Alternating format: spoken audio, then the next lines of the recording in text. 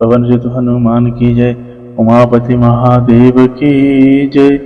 जय जय श्री सीताराम। गोस्वामी तुलसीदास महाराज की जय। रामचरितमानस भगवान की जय। अयोध्या कांड की जय।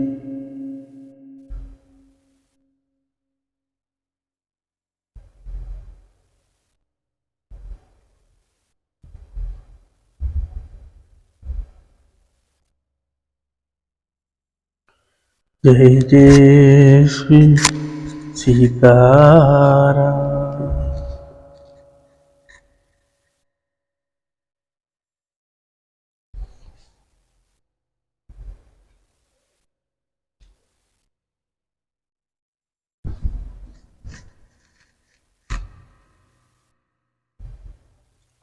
राम किन्ह विश्राम निशि प्रात प्रयाग नहाई। चले सहित सिय लखन जन मुदित मुनि ही सिरुनाई। श्री राम जी ने रात को वहां विश्राम किया और प्रातः काल प्रयागराज का स्नान करके और प्रसन्नता से के साथ मुनि के सिर नवाकर श्री सीता जी, लक्ष्मण जी और सेवक व्यूह के साथ वे चले। राम सप्रिय कहु मुनि पाहि, नाथ कहिय हम कहि मग जाहि। मुनि मन बिहसि राम सन कहाहि, सुगम सकल मग तुम कहूँ आहि। साथ लगी मुनि शिष्य बुलाए, सुनि मन मुदित 50 आए। सबिन राम पर प्रेम अपारा, सकल कहि मग दीख हमारा। पुनि बटु चारि संग तब दीन्हे, जिन्न बहु सनम सिकुत सब किन्हे।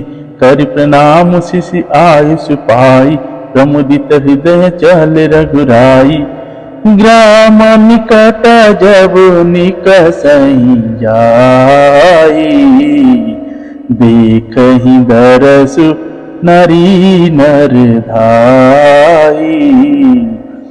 होई सनाथ जन्म फल पाई, फिरहि दुखित मन संग पठाई। चलते समय बड़े प्रेम से श्री राम जी मुनि से कहा, हे नाथ बताइए हम किस मार्ग से जाएं। मुनि मन में हंसकर श्री राम जी से कहते हैं कि आपके लिए सभी मार्ग सुगम है। फिर उनके साथ के लिए मुनि ने शिष्यों को बुलाया। साथ जाने की बात सुनते ही चित्त में हर्षित हो कोई 50 शिष्य आ गए। सभी का श्री राम जी पर अपार प्रेम है। सभी कहते हैं कि मार्ग हमारा देखा हुआ है। तब मुनि ने चुनकर 4 ब्रह्मचारियों के साथ कर दिया, जिन्होंने बहुत जन्म तक सब सकृत पुण्य किए थे। श्री रघुनाथ जी प्रणाम कर और ऋषि की आज्ञा पाकर हृदय में बड़े ही आनंदित होकर चले। जब वे किसी गांव के पास होकर निकलते हैं, तब स्त्री पुरुष दौड़कर उनके रूप को देखने लगते हैं। जन्म का फल पाकर वे सदा के अनाथ हो जाते हैं। सदा के सनाथ हो जाते हैं और मन को नाय के साथ भेजकर शरीर से साथ न रहने के कारण दुखी होकर लौट जाते हैं। दोहा। विदा किए बटु विनय करी फिरी, पाई मन काम। उत्तरी नहा है जमुन जल, जो शरीर समो श्याम। तदंत पर श्री राम जी ने विनती करके 4 ब्रह्मचारियों को विदा किया। वे मन चाही वस्तु अनन्य भक्ति पाकर लौटे। यमुना जी के पार उतरकर सबने यमुना जी के जल में स्नान किया, जी श्री रामचंद्र जी के शरीर के समान ही श्याम रंग का था। सुनत तिर बसी नर नारी, धाय निज निज काज बिसारी। लखन राम सिय सुंदरताही, देख करहि निज भाग्य बढ़ाई। अति लालसा बसहि मन माही, नाव गाँव बूझत सकुचाही। जे तिन बहु बय विरधि सयाने, तिन्ह करी जुगती राम पहचाने। सकल कथा सिन सब ही सुनाई, बनहि चले पितु आयुष पाई। सुनि सब विषाद सकल पछताहि, रानी राय किन भला नाही। ही अवसर एक तपस्या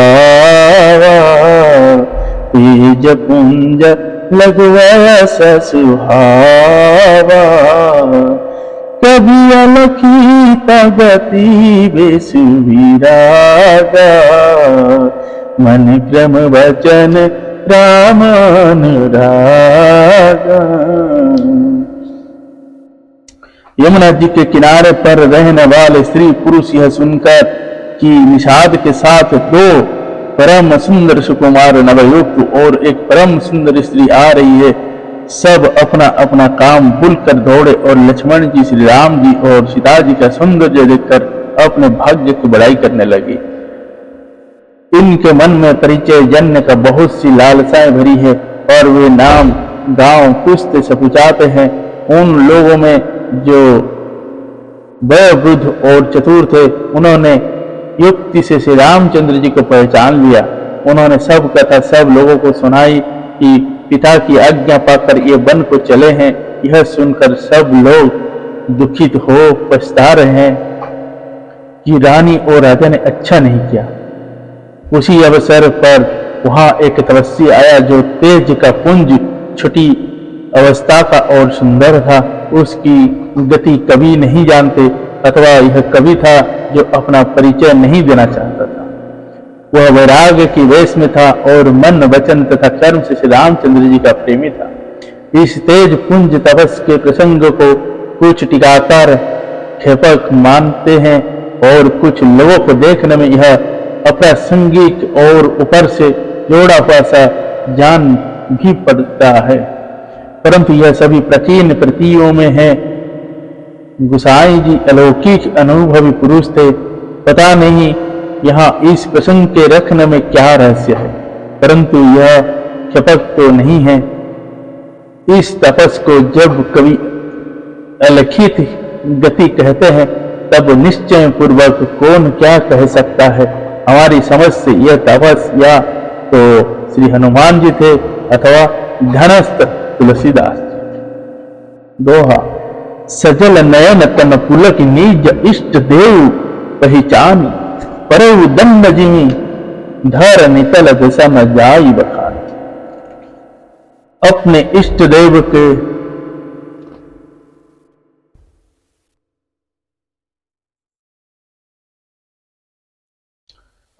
को पहचान कर उसके नेत्र में जल भर आया और शरीर पुलकित हो गया।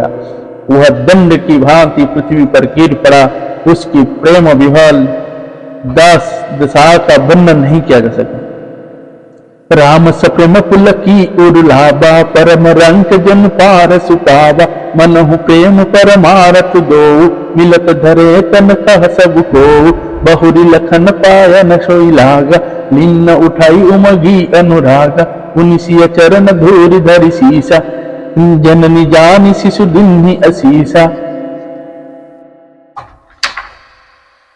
किन्हनि सद दंड बतते ही मिले मुदित लखि राम स्नेहि यत नयन पुट रूप पीयूषा मुदित सुवासन पाई जिमि भूका मैं तो पितु मातु कहु सखी के से जिन्ह पठाए बनवालक से राम लखन सिया रूप निहारी ओहि स्नेह विकल नर नारी।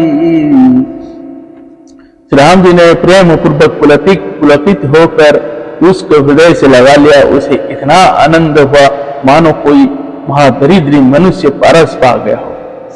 सब कोई देखने वाले कहने लगे कि मानो प्रेम और परमार्थ परम तत्व दोनों शरीर धारण करके मिल रहे हैं। फिर वह लक्ष्मण जी के चरण लगा। उन्होंने प्रेम से उमंग कर उसको उठा लिया।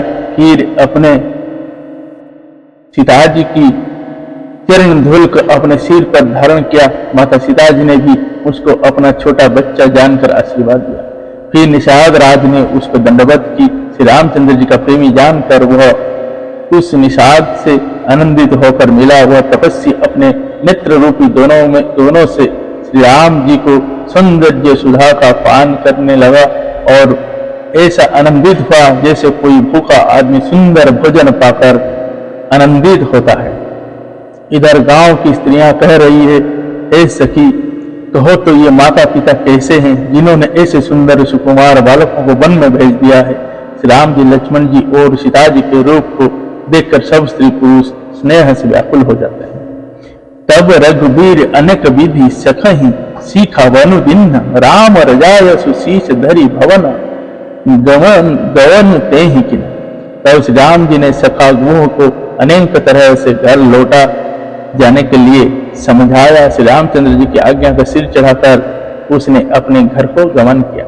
पुनिसिय राम लखन कर जोरी जमुनहि किन्ह प्रणाम बहोरी चल सीय मुदिता दो भाई रवि तनोज कई करत बढ़ाई पथिक अनेक मिलही मग जाता रही सप्रेम देखी दो भ्राता राज लखन सब अंग तुम्हारे देखी सोचु अति हृदय हमारे मार्ग चलहु पद देहि पाए ज्योतिष झूठ हमारे भाई अगम पंथ गिरि कानन भारी तेहि मह साथ नारी सुकुमारी करी के हरि बन जाई न जाई हम संग चलहि जो आयुष होई जब जहाँ लगी तह पहुँचाई फिर बहोरी तुम ही सिरुनाई।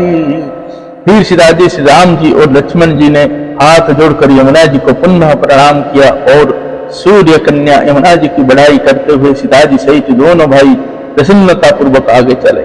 रास्ते में जाते हुए उन्हें अनेक यात्री मिलते हैं। वे दोनों भाइयों को देखकर उनमें प्रेम पूर्वक कहते हैं कि तुम्हारे सब अंग में राज चिन्ह देखकर हमारे हृदय में बड़ा सोच होता है। ऐसे राज चिन्ह को होते हुए भी तुम लोग रास्ते में पैदल ही चल रहे हो, इससे हमारी समझ में आता है कि ज्योतिष शास्त्र झूठा ही है। भारी जंगल और बड़े बड़े पहाड़ों का दुर्गम रास्ता है, इस पर तुम्हारे साथ सुकुमारी स्त्री है।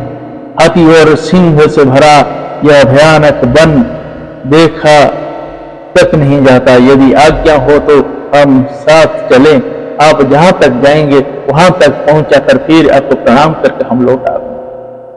दोहा, एही विधि पूछे ही प्रेम बस पुलक गात जल नैन कृपा सिंधु फेर ही तिने ही कही विनीत मृदु बैन।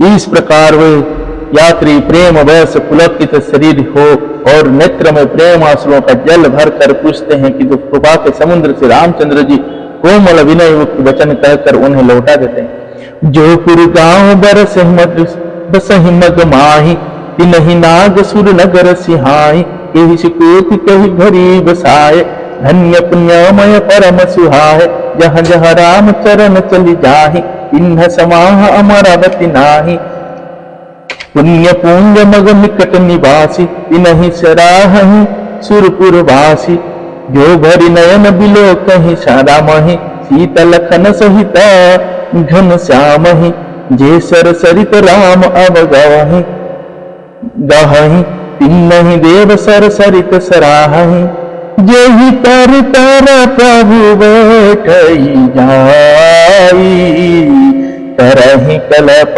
तरुता सुबढ़ाई परशुराम पद पदुम परागा मानति भूमि भूरि निज भागा।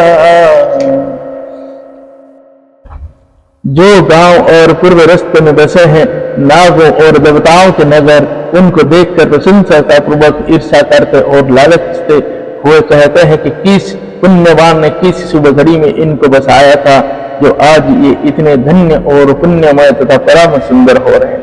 जहां जहां श्री रामचंद्र जी के चरण चले जाते हैं उनके समान इंद्र की पूरी अमारावती भी नहीं है। रास्ते के समीप बसने वाले भी बड़े पुण्यात्मा हैं, स्वर्ग में रहने वाले देवता भी उनकी सराहना करते हैं। जो नेत्र भर कर सीता जी और लक्ष्मण जी सहित श्याम श्री रामचंद्र जी के दर्शन करते हैं, जिन तालाबों और नदियों में श्री राम जी स्नान कर लेते हैं, देव सरोवर और देव नदियां भी उनकी बढ़ाई करती हैं। जिस वृक्ष के नीचे प्रभु जा बैठते हैं कल्प वृक्ष भी उसकी बढ़ाई करते हैं। श्री रामचंद्र जी के चरण कमलों के रज का स्पर्श करके पृथ्वी अपना बड़ा सौभाग्य मानती। जय जय श्री सीताराम, श्री श्यावर रामचंद्र की जय, श्री पवन सुत हनुमान की जय, श्री उमापति महादेव की जय। जय जय श्री सीताराम। छाह करही घन विभु धगन बरसहि, सुवन सिंहाई देखत गिरि बन बिहग मृग राम चले मग जान। रस्ते में बादल छाया करते हैं और देवता फूल बरसाते और सिहाते हैं। पर्वत वन और पशु पक्षियों को देखते हुए श्री राम जी रास्ते में चले जाते। जय जय श्री सीताराम, हरे राम राम राम, सीता राम राम राम, हरे राम राम राम, सीता राम राम राम, हरे राम राम राम, सीता राम राम।